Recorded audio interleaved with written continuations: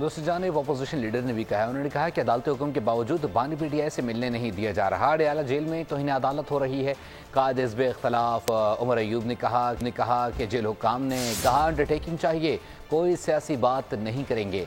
हमसे अडयाला जेल का सुपरिटेंडेंट अब अंडरटेकिंग चाहता है। बानी पीटीआई हमारे कायद हैं, उनके लिए हमारी जान भी हाजिर है। 2 महीने के बाद हमारी सियासी मुलाकात यहाँ पे अपने लीडर से इन्होंने नहीं अलाउ की।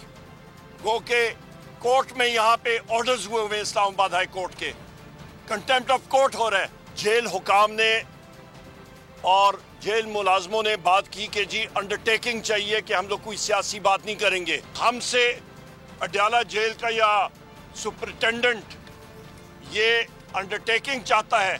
हमारा कायद है खान साहब, हमारी जान हाजिर है इस मुल्क के लिए और अपने सियासी पार्टी के लिए और अपने कायद खान साहब के लिए। सब्सक्राइब करें और बेल दबाएं ताकि कोई खबर रह न जाए।